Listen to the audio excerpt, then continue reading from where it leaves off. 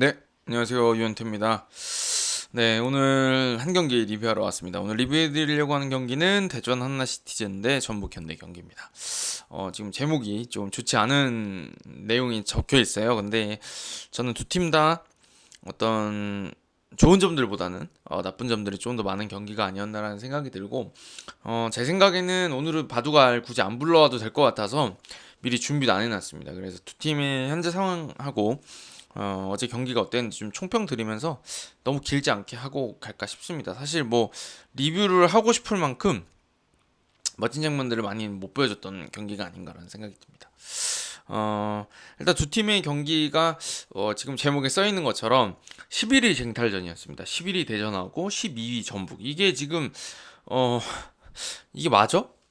라는 이야기가 절로 나오는 두 팀의 순위인 것 같아요. 왜냐면은 가장 많은 투자를 하는 두 팀이 지금 뭐 리그에서 가장 아랫단에 있으니까 이게 지금 순위가 맞나 싶은 생각이 듭니다.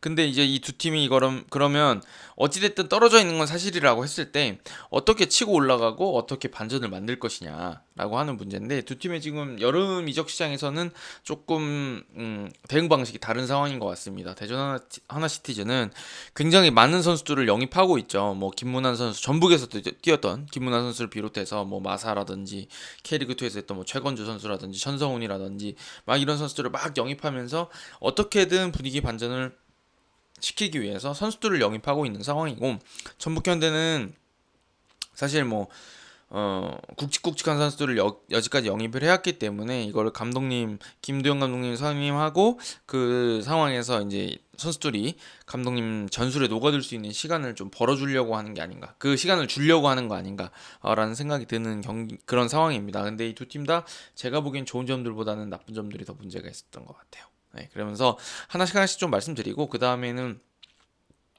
누가 그러면 10위를 할 것 같냐? 누가 이제 순위를 바꿀 수 있을까? 전북이 바꿀 수 있을까? 대전 지킬 수 있을까? 이런 얘기를 드리고 가면 어떨까라는 생각이 듭니다. 자, 일단 전반 초반부터 보면 저는 대전은 최근 경기들을 쭉 보면 제가 항상 느끼는 거지만 공격을 참 못합니다. 그게 가장 큰 문제인 것 같아요. 3백이든 4백이든 어찌됐든 공격 숫자를 어떻게 늘리고 어떻게 공격 전개를 펼쳐갈 것이냐가 상당히 중요하잖아요. 그러니까 특히나 대전도 최근에야 순위가 많이 떨어져 있다고 하지만 대전이 상대해야 되는 팀들이 내려서는 경우들도 좀 있거든요. 사실 대전이 뭐 선수들이 과감한 투자로 영입된 선수들이 있고 하다 보니까 밸런스 잡고 나오는 팀들이 있습니다. 대전 상대로도, 혹은 뭐 반반 게임을 차더라도 본인들이 수비해야 된다고 생각할 때 딱 내려서는 팀들이 있거든요. 그러면 대전이 이겨야 될 팀들이라고 한다 그러면 대전이 내려서 역습하는 팀, 할 수 있는 팀, 그러니까 지금 대전이 울산에 강했는데 그것처럼 대전이 내려서서 울산이 막 라인 올려놓고 덤비는 팀, 그 팀들 상대로만 해서 이겨서 승점을 쌓아서 생존할 수 있느냐라 그러면 좀 그렇다고 생각하진 않습니다. 왜냐하면 뭐 울산 상대로는 계속 지금 성적이 좋은 편이긴 하지만, 결과가 좋은 편이긴 하지만 내려선 팀 상대로 대전이 마냥 다 이기는 건 아니잖아요. 결국에는 수비를 많이 해야 되는 상황이면 실점할 수가 있는 거고, 실점하게 되면 당연히 경기가 어려워지는 상황이고, 사실 이번 전북전에서도 먼저 두 골 실점하면서 저는 이제 전북에 좀 실책이 있었다고 생각이 드는데, 그 점이 아니었다 그러면 그냥 지는 경기였거든요. 사실 최근에 경기 흐름이 계속 좋지 않은데도 대전이 뭔가 먼저 나아가서 득점하지 못하고 있는 상황은 상당히 문제가 있다고 생각이 들어요. 그래서 뭐 황수영 감독님 오신 다음부터 경기를 보면 전반 초반에는 활발해 보입니다. 막 뭔가 앞으로 돌파도 막 과감하게 시도하는 것 같고 페널티 박스 안에 들어가는 것 같고 하지만, 결국에는 본인들이 어떻게 하겠다고 하는 큰 그림이 없다 보니까 금세 열심히 뛰던 그 10분이 지나고 나면 그냥 원래대로 돌아가서 수비를 많이 하게 되고, 또 공을 돌리다 보면 본인들이 이제 패스할 곳을 찾지 못해가지고 단번에 수비 뒤를 노리는 단순한 패스들을 시도하다가 그게 결국에는 상대한테 볼 소유권만 내주고, 본인들이 다시 수비를 해야 되는 상황들이 많이 오죠. 그래서 제가 보기에는 공격 전술이 부재하다. 라고 설명을 드리는 게 맞는 것 같고, 그게 대전의 가장 큰 문제가 아닌가라는 생각이 듭니다. 제가 이런 이야기를 들을 때 많이 이제 드리는 얘기가, 선수들 배치가 굉장히 중요하다. 그리고 제가 중앙에 들어갔다 측면으로 나가고, 측면에 나갔다 또 중앙에 들어오고 해서 상대가 좁혀 서 있을 때는 좌우로 넓게 써야 되고, 상대가 좌우로 넓게 벌려서 중앙에 벌어지면 가운데 넣어야 되고, 이렇게 이런 얘기를 많이 드리는데, 대전 같은 그렇게 잘 안 돼 있죠, 경기 운영 자체가. 그래서 어제가 경기도 전 솔직히 좀 포메이션도 사실, 그러니까 선수 배치도 이해가 안 됐던 게, 아니 센터백이 4명이 거의 나온 상황이었잖아요. 뭐 변형 3백이라고 봐야 될지 모르겠지만, 뭐 안톤에 임덕근에 아론에 이정태까지 사실상 4명이 그냥 후방을 지키고 있는 상황이고, 주세종 선수도 사실은 최근에는 볼 잡으러 자꾸 이제 볼이 안 도는 것 같으니까 후방까지 내려와서 상대 10명의 블록 밖에서 움직이는 경우들이 많은데, 그 뭐 거의 4명에서 5명이 후방에 다 물러나 있고, 앞에랑은 다 벌어져 있고 중원에 공 받을 사람이 없는, 그런, 어떻게 보면 중원 삭제 축구를 하고 있는 상황이 아니었나라는 생각이 들어요. 전반에 특히나. 후반전에는 뭐 전북이 내려서기 시작하면서 대전도 이제 활력을 찾을 수 있는 어떤 계기가 마련됐고, 선수들 숫자를 늘리면서 공격에서 활로를 열었다고는 하지만, 이게 어찌됐든 대전이 선제골을 넣고 이제 경기 운영을 해야 될 상황이 분명히 오고, 그렇게 해야지 이제 득점을 쌓아갈 수가 있는데, 대전이 본인들이 득점이 없는 상황에서, 혹은 상대한테 리드를 뺏긴 상황에서, 0대 0인 상황이거나 상대한테 리드를 뺏긴 상황에서 과연 대전이 팬들의 어떤 눈을 만족할 수 있는, 그리고 본인들이 원하는 결과를 가져올 수 있는 공격 전술을 보여주고 있느냐라고 하면 그게 아니었던 것 같습니다, 사실. 그래서 저는 전북이 못해서 진 경기였다고 생각이 들어요. 후반 중반까지는 대전이 거의 공격을 펼치지 못했다. 그래서 대전 경기를 보시면 전반 10분까지는 막 잘하는 것 같아요. 근데 그 이후로는 잘 못한다. 그리고 단순한 축구가 나오기 시작한다, 라는 얘기를 좀 드리고 싶습니다. 그게 이제 제가 두 팀 다 입맛이 씁쓸하다고 했을 때, 대전의 어떤 입맛이 씁쓸한 것은 그런 공격 전개 부재를 짚어드리고 싶습니다. 그럼 이제 전북이 과연 문제가 뭐냐라는 말씀을 좀 드리고 싶은데, 제가 이제 그 오프사이드 테이블, 제가 출연하고 있는 그 유튜브에 나가서도 말했었는데, 저는 전북이 좀 공격적으로 했으면 좋겠다. 선수들 자체도 그렇고, 김도영 감독님도 예전에 이제 전북에서 감독 대행 하실 때도 그 김상식 감독님 체제랑 다르게 좀 공격적인 면을 강조해가지고 뭐 밸런스를 잘 잡지만 그렇게 경기 운영을 했었는데, 이게 어느 순간부터 너무 내려서려고 하는 것 같다. 이게 과연 전북의 맞는 색인지 모르겠다라고 말씀드렸는데, 이번 경기에서는 뭐 저는 나름대로 전북이 승리할 수 있는 경기 운영을 후반 중반까지는 잘했다고 생각해요. 왜냐면은 일단 그 첫 번째 골 득점 장면이 굉장히 전형적으로 이 공격을 잘하는 팀들이 만들어내는 되게 잘 만든 장면이었거든요. 그러니까 예를 들면 오른쪽 측면에서 공격 전개가 되기 시작해서, 그 이영재 선수한테 공이 들어갔을 때 반대편에 있던 박창호 선수였죠. 박창호 선수가 높은 지역까지 와서 그 풀백이 공격에 가담하면서 숫자를 하나 늘려준 상황이었고, 또 그 박창호 선수가 들어올 때 사실 대전 선수들이 박창호 선수를 보지 못했습니다. 사실 완전히 놓친 상황에서 그러니까 빠르게 반대 전환이 됐죠. 공격 방향이 전환이 되면서 그쪽에서 박창호 선수 공을 잡으니까 이제 대전 선수들이 우르르 막 이제 박창호를 향해 돌진하게 되는 상황에서 송민규가 상황이 됐고, 송민규의 또 마무리 능력은 확실하죠. 그러니까 그게 슈팅까지 가는 장면이 너무 깔끔했고, 두 번째 뭐 득점 장면도 티아고가 보여주는 그 개인 능력, 그다음에 그쪽에다 이제 그런 식으로 그러니까 수비 뒤를 노리는 공격 전개도 괜찮았죠, 사실. 그렇게 침투에 들어갈 수 있는 장면을 만들어내는 것도. 그러니까 이제 그런 전북이 우리가 가지고 있는 이미지가 뭐 닭공의 이미지가 있는데, 닭공의 이미지라는 게 사실 따지고 보면 아주 세밀하고 막 너무 아기자기하고 이런 게 아니라, 어떤 순간에는 이 좋은 선수들을 바탕으로 해가지고 딱 그 위협적인 찬스 한 방 만들고, 그 다음에는 이제 선수들의 개인 능력에 맡기는 그런 면도 없지 않아 있는데, 그런 면이 잘 보여준 두 골이었죠. 사실 첫 번째 골, 두 번째 골 둘 다 전북 선수 좋네, 얘네 잘한다 라는 느낌을 받는 득점이었습니다. 근데 이제 문제가 뭐였다고 생각하냐면, 저는 그 두 골의 리드를 잡은 다음에 너무나 쉽게 모든 주도권을 다 대전한테 내줬다는 것. 그게 이제 지금 전북이 뭐 단순히 이번 경기뿐만 아니라 여러 번 보여줬던 문제였기 때문에 더 큰 문제였다는 생각이 들어요. 그러니까 최근뿐만 아니라 예전에도 그 이기고 있다가 이제 따라잡히는 경기, 수원 FC 경기 막 이런 경기들이 있었잖아요, 사실.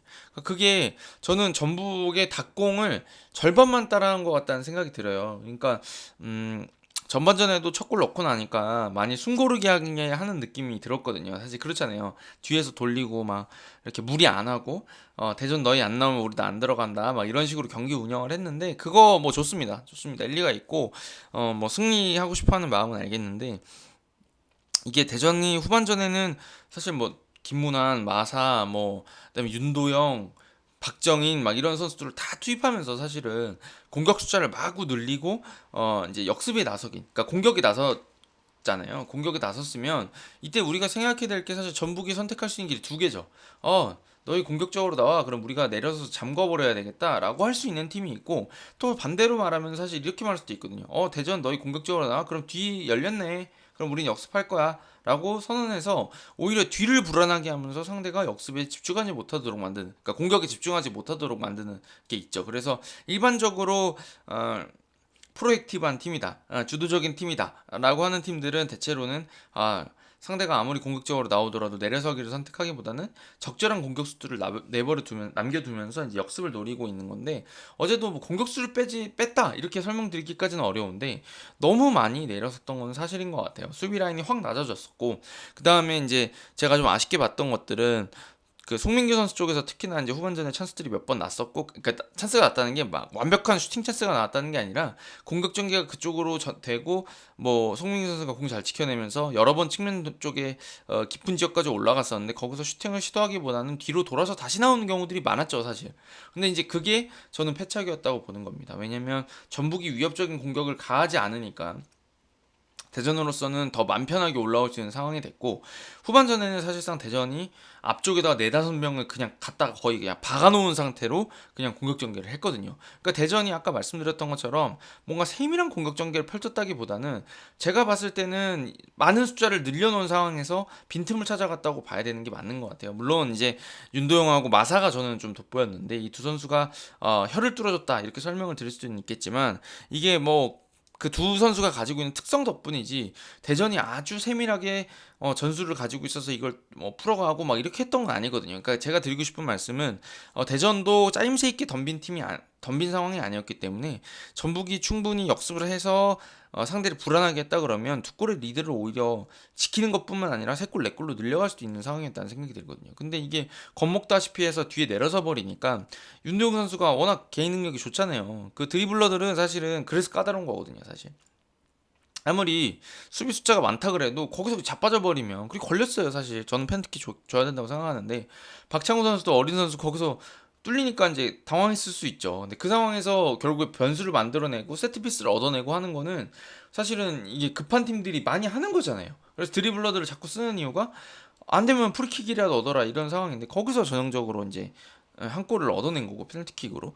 두 번째 골 같은 경우는 저는 마사가 이제 그게 좀 후반전 중반에 들어온 다음부터 보였는데, 이거 바둑을 불러야 되는데 불러도 되나? 잠깐만요. 이거 제가 너무 쓸 일이 없다고 생각하고 있었네요. 불러오도록 하겠습니다. 잠시만요. 뭐 별로 막 아주 뭐 특별한 건 아닌데, 잠시만요.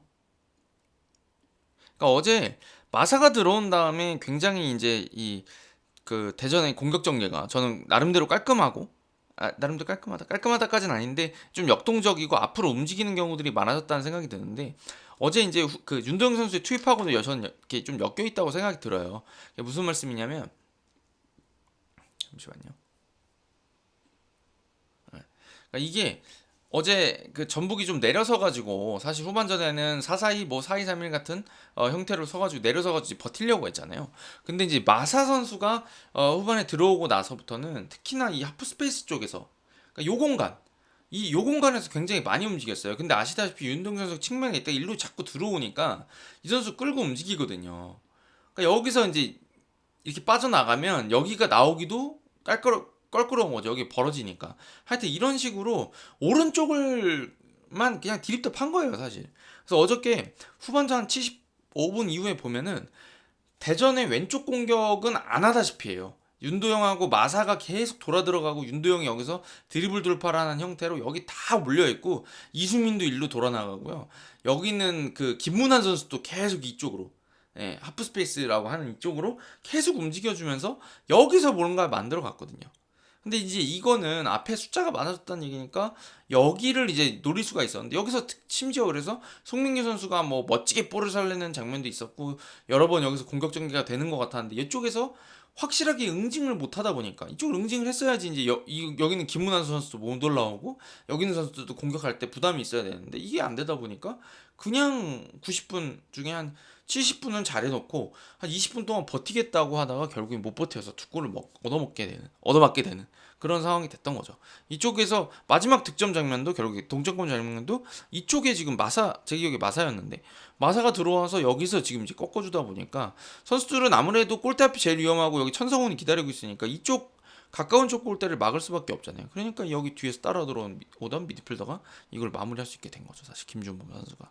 그러니까 이게 저는 전북이 닭공이라고 하는 축구를 한창 그 본인들의 어떤 트렌드 같이 그 시그니처 같이 경기 운영을 해왔었는데 최근의 경기들을 보면 리드를 잘 잡아요. 그러니까 전북 선수들이 저는 뭐 퀄리티가 없다거나 공격 전개를 못한다거나 그래서 답이 없다 이렇게 말씀드리고 싶은 정도까지는 아닌 것 같은데 본인들이 리드를 잡고 나면 너무 지키려고 한다. 근데 전북이 가지고 있는 선수층이나 본인들의 색깔이나 팬들이 원하는 축구를 다 고려해봤을 때 앞에 가서 응징을 해버려야 되는 게 아닌가라는 생각이 들어요. 사실 물론 이제 보였어요. 에르난데스도 안에 있었고 안현범 선수도 이제 역습에 능한 선수고 송민규 선수도 있고 그쪽에서 심지어 조금씩 찬스를 만들기도 했고 하긴 하지만 기본적으로는 전북이 대전하고 싸울 때 그냥 일단 우리는 수비하고 역습할게 이렇게 할 게 아니라 야 맞불 중앙에서 맞불 막 이렇게 싸워줬어야 되지 않겠느냐 이런 생각이 좀 드는 겁니다. 그래서 아까 말씀드렸던 것처럼 대전이 공격 전개가 잘 안 되고 있는데도 불구하고 전북을 상대로 두 골이나 넣을 수 있었던 거는 전북이 그냥 내려서 버렸기 때문이 아닌가 라는 생각이 듭니다. 그래서 제가 이제 이런 리뷰 들을 때마다 자주 말씀드리는 게 이게 수비한다고 내려선다 그래가지고 실점 안 하는 게 아니다. 공격을 그냥 계속 두드려 패고 공을 잡고 있고 점유율이 80% 90%씩 나오면 사실 상대는 공격할 기회가 너무 적어지거든요. 그게 이제 요한 크루이프 선생님이 항상 말씀하셨다는 거 아닙니까? 공을 점유하고 있는 동안은 공을 우리가 가지고 있는 동안 수비할 필요가 없다. 수비를 할 필요가 없다는 얘기는 뭐겠어요? 우리가 실점할 위험이 적어진다. 그리고 상대 쪽 골대에 가까운 쪽에서 공을 많이 가지고 놀고 있을수록 우리 쪽 골대랑은 머니까 위험을 노출할 그 위험성도 적죠.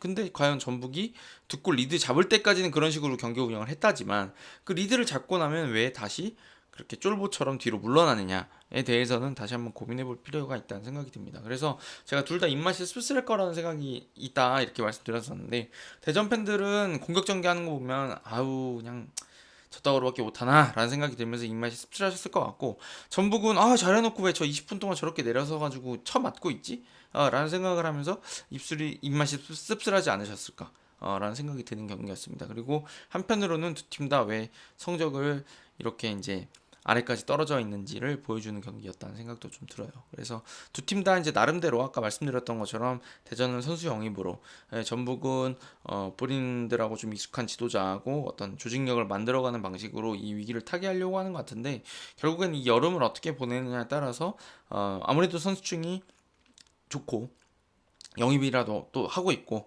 다 쓸 수 있고 전북도 필요하다면 쓸 수 있는 팀이니까 이 선수들을 어떻게 하나로 꿰어서 반전을 만들 것이냐 이게 중요한 상황이 된 것 같아요. 그래서 두 팀 다 11위를 두고 싸운다는 게 굉장히 기분이 나쁘셨을 텐데 한편으로는 내용적으로는 그럴만하다 라는 평가를 해야 되는 경기가 아니었나라는 생각이 듭니다. 그래서 지금보다는 좀 나아져야 된다 이런 얘기를 드리고 싶었어요. 네.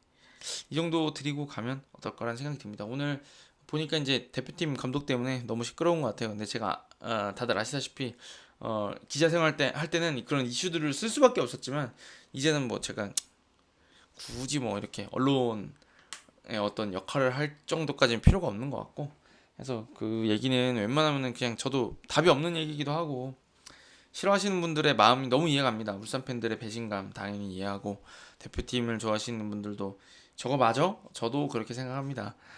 하고 또 홍 감독님의 뭐 선택도 좀 이해가 안 가는 부분도 있고 하고 그렇긴 한데 제가 그걸 막 길게 막 분노를 하면서 할 필요는 없는 것 같고 더 많은 논평도 필요하지 않은 것 같아서 굳이 언급을 안 하고 저는 경기 리뷰를 좀 해볼까 싶어요. 그래서 이번 주에도 주중 경기가 있죠.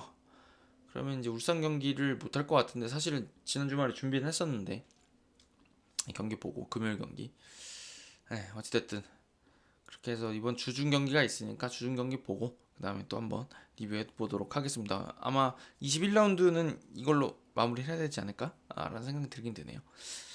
네, 어쨌든 요만큼 해보고 가보도록 하겠습니다. 여러분 편안한 밤 보내시고요. 주중 경기로 돌아오도록 하겠습니다. 가보겠습니다. 감사합니다.